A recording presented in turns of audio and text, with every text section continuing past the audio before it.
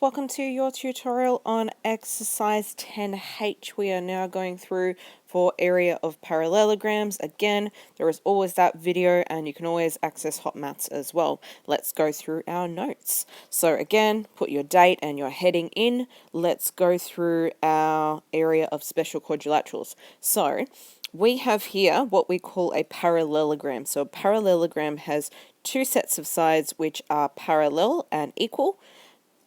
So there's one set and there's another set. And I like to think of a parallelogram. I have a rectangle and then I kind of just make it wonky because that's exactly what it is. So to actually find the area of this, so what was inside, we need two perpendicular measurements. And perpendicular again is at a right angle. So to calculate the area of this, we have one side which is known as the base. So let's highlight that one so we can see. So we have our base and we also have our perpendicular height. And again, when I'm looking for that perpendicular height, I want to look for kind of an L shape. And again, here, L shape, really nice and helpful. I don't want this side. This side will give me a different length. Think about the fact that you're going from one side and then you've got another side. So you've got your set of parallel lines and you want to have the distance between those two lines will actually be your height, okay? So it's the distance from the height to the opposite side, which is parallel. In order to calculate our area, we have a few different things we need to do. Again, similar to what we've had previously. So we need to write in our formula. For this, it is the base multiplied by our height.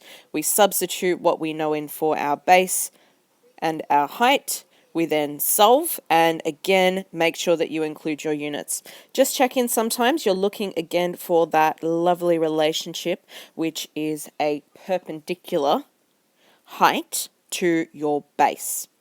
And with your notes as well, there's one little bit. So we have our area formula, and again, it's our base multiplied by our height.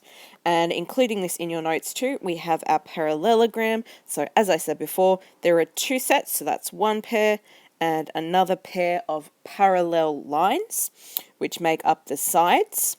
And we have our base down the bottom here, and our height is at that L shape, which is perpendicular. So the features of our parallelogram: two pairs of parallel sides, yep, 1 and 2.